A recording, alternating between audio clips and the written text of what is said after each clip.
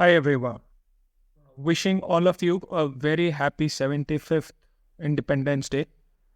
Azadi ka Amrit Mahotsav indeed. I personally believe that we are poised for the next 15 years of growth. The opportunities for all of us, entrepreneurs, people who are looking for jobs or working for someone else, are indeed immense. The next 15 years are going to be good.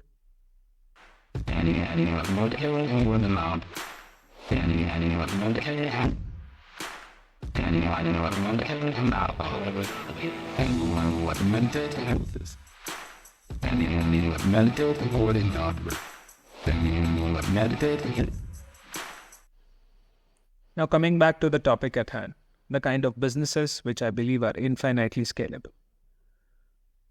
Is there a magic formula to identify that? Yes, there is. It's called the working capital gap. Now, of course, this assumes that there are no constraints in terms of capital expenditure, fixed equipments. There is no constraint in terms of getting the supply chain correct. But the only constraint you have is, well, if you can sell the product you have and services you have. A negative working capital essentially means that all your stocks and debtors are financed by your creditors. You get credit for 60 days, you convert it into finished goods and sell it ahead within 30 days and realize the money within maybe in 45 days or so. So what kind of businesses come to mind when we talk about negative working capital? Of course, restaurants. We all go out to eat. We pay on the spot, and the restaurant normally settles the bill in a week. A lot of FMCG companies in India, of course, are negative working capital businesses, wherein they get credit from their suppliers, and their supply chain is so well oiled that from getting the stuff from their suppliers to realizing the money from their distributors, it's only 3-4 days. And their supplier payment terms are 30 and 40 days. A negative working capital most of the times denotes efficiencies. But yes, it also can denote terminal weakness. It can denote that your business is not making enough money to pay your creditors on time. So how do we, the business owner, identify whether my company is using its working capital very, very efficiently? Is it indeed a sick company? For that, we use a statistical tool called Altman Z-score. Now, what does that mean? You want to know more? Just Google it. Come on, you guys can do it. But for the sake of brevity, it essentially denotes the strength of a company or the weaknesses of a company. A score of close to 0 means that the company is very close to bankruptcy and may not sustain its business for long. A score of 3 or more means that the company has got probably a very healthy set of financials and is doing very, very well in terms of capital efficiency. So that's a lot of theory going on about working capital being negative and about Altman Z-score, which will tell you whether you are using the working capital efficiently or you are indeed a sick business. But what does it mean for you as a business? Can you have a business which is working capital, which is a negative working capital? Is it possible in every sector? Is it even possible for your business model? You might be an automotive component supplier and you might think, my principals me to give a 60-day credit and I have a 30-day production period. So how in the world can I have a negative working capital? I also used to think so, and you know what? It's possible.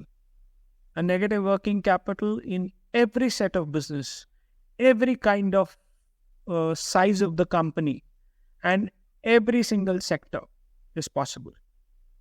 Don't believe me? Let's look at some data. So the first question are negative working capital businesses restricted to a few sectors, or are they found across sectors and across industries? So we did a simple thing. We screened out a list of companies with negative working capital and an Altman Z-score of more than 3. And what we found is the negative working capital businesses were spread across all these sectors, whether it's agricultural products, allied agro, automotive, bath, paternity, biofuels, cement, chemicals, consumer durables, edible oil, electricals, pharma, FMCG, manufacturing, hospitality, IT, logistics.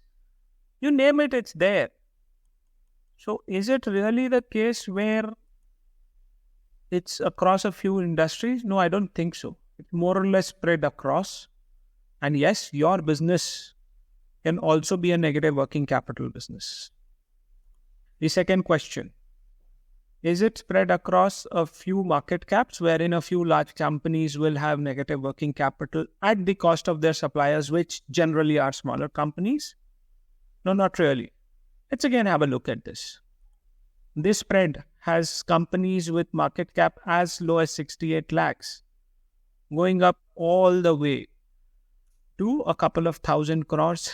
In fact, the largest ones are the oil and gas giants with more than 3 lakh crore as their market capitalization. So as we can see, the companies are small, large, and everything in between. The third question, is it possible for you to go from a business you are doing today to a negative working capital business? Essentially, can you change your business model? The answer to that again is also yes. If you just look at this part of the sheet, okay, this tells me the companies, the green part essentially is when they have negative working capital. The white portion is when they actually had a working capital gap available. If you see most of the companies, look at Pranav Spinning Mills here, right? They had working capital before and now they are working on negative working capital basis with an Altman Z-score of more than 3. Which sector? Textiles. Let's look at another example. Let's look at Sonal Adhesive, which is in chemicals. They also moved from a very working capital intensive company to a negative working capital company. Let's look at one more example, Albert David, which is into pharma. Again, heavy working capital to a negative working capital business. You want to look at something in media? Same story. So is it possible for you to really change your business model? Yes, it is. So in conclusion, what I would want you as a businessman to do is to take a hard look at the way you finance your working capital. Is it through banks? Is it through your vendors? What kind of a cycle do you have? If nothing else, try and reduce your working capital cycle to the lowest possible number. The best will be a negative number. If you indeed manage to achieve a business with negative working capital, that will essentially give you the best chance to grow your business, because then all you need to do is to focus on sales and to ensure your capital expenditure financing is taken care of. With that, wishing you again a very happy 75th Independence Day. See you in the next video. If you like the channel, do subscribe and do share the video. Thank you so much.